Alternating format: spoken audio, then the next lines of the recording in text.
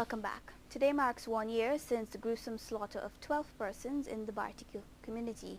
Today residents are saying that while the community has returned to some degree of normalcy, it is an ordeal that will always be with them. Adeli Ramprasad has details.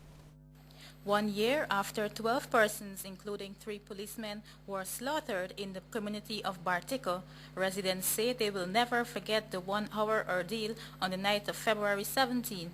According to some residents, they now feel a sense of security after the notorious Fineman gang, believed to be responsible, is dismantled. The Guyana Police Force and the regional authorities have organized several activities to mark the 1-year anniversary of an event that has made its mark in history. A monument was unveiled in remembrance of the police officers who lost their lives, while a ceremony was held in the Region 7 community.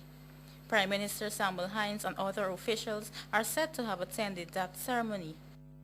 Around 21 hours 30, the peace and tranquility at Bartico was disturbed after a group of about 12 to 15 gunmen invaded, killing 12 persons including 3 policemen and leaving several others injured. The gunmen started by opening fire at the Bartico police station, after which they drove through the community shooting indiscriminately. The close to 1-hour ordeal had sent shock through the community and Guyana at large, particularly as it followed closely on the heels of a similar attack at Lusignan, East Coast Demerara.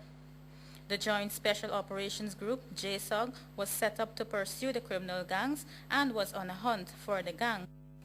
In the height of the rolling search, high-profile murder-accused Jermaine Skinny Charles escaped from the police at Sparendam and was suspected to have joined Rollins. As tension built among citizens, the security forces 2 months later brought an end to Fineman's chapter when a shootout ensued on the Soesdijk-Linden Highway. Most of the members of the gang were killed, while the remaining members are behind bars. Reporting for the NCN 6 o'clock news, Adeli Ramprasad. Human Services Minister Priya Manik-Chan has called for persons to be proactive on the issue of violence against women in the wake of 3 murdered women at the weekend. 2 women at Smithfield, New Amsterdam, and 1 at Port Kaituma were bludgeoned to death in 2 separate incidents early yesterday. Mark Murray reports. Persons, I plead with persons, women, children, if you are in violent and abusive relationships, get out, get help. There is help for you. Much has been done. Human Services Minister Priya Manik-Chan, she believes it's about time that persons, especially women who are being abused, to take the bold step and seek help before it's too late. The minister made this call in light of the recent killing of 3 women by their spouse or alleged lovers at the weekend.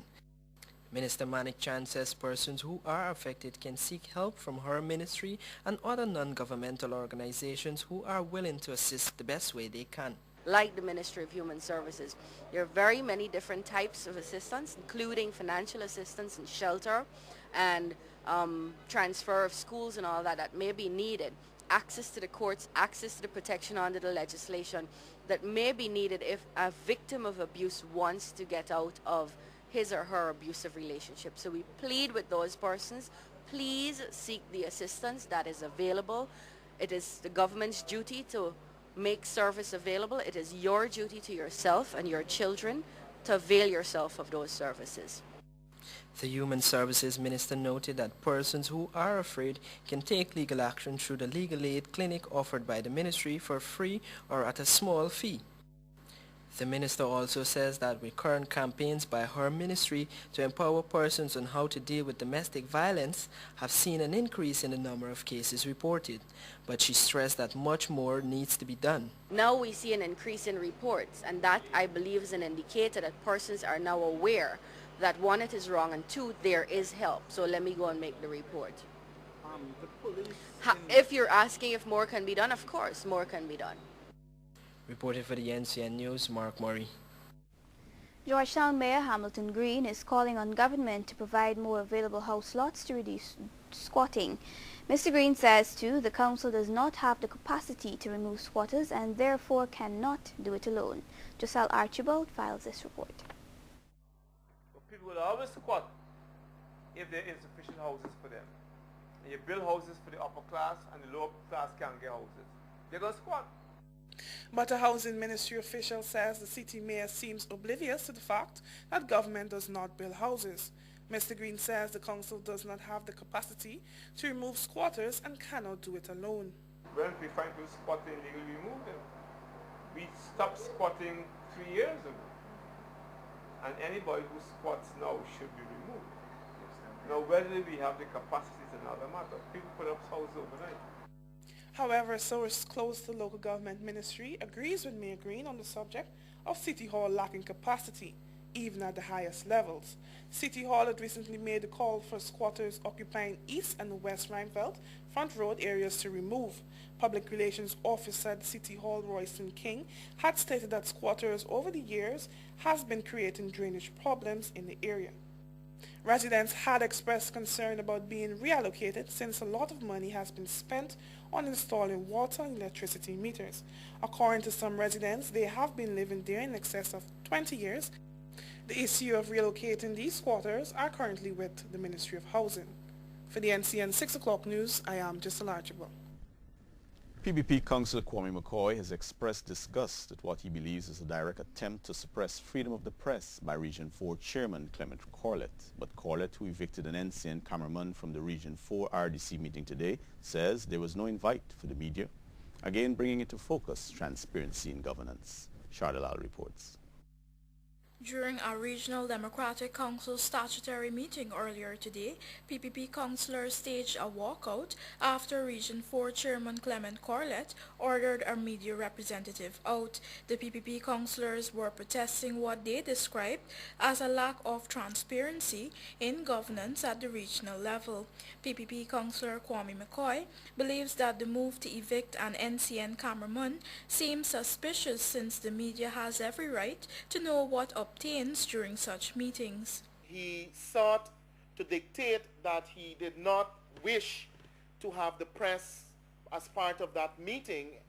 On confirming that the young man in attendance was reporting on behalf of NCN, decided that he did not want him to be part of that meeting.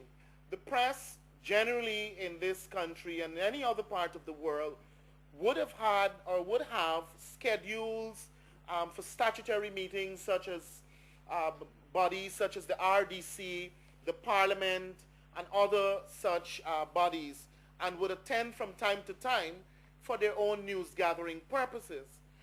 The PPP councillor says Corlett also refused to have input from other councillors on whether the media representative should remain at the meeting. McCoy says the PPP councillors will not take this situation lightly since it goes against the principles on which the party was founded. We do not believe that we could have sat there and continue to have Corlett dictate. What is worse is that on the insistence by myself and other councillors that we move to have this meeting dealt with in a definitive way, not in a unilateral way, only by the chairman, but by the councillors should pronounce and vote on this matter. Corlett has declined that request. But the regional chairman says he was not informed about the presence of the media at the meeting. Mr. Corlett says he inquired about the identity of the media house present but did not receive any response. He believes that his decision to ask the representative to leave was well within his authority. However, McCoy maintains that there should not be any attempt to hide information from the press since the RDC is answerable and must work in the best interests of citizens. Reporting for the 6 o'clock news, I'm Shardalal.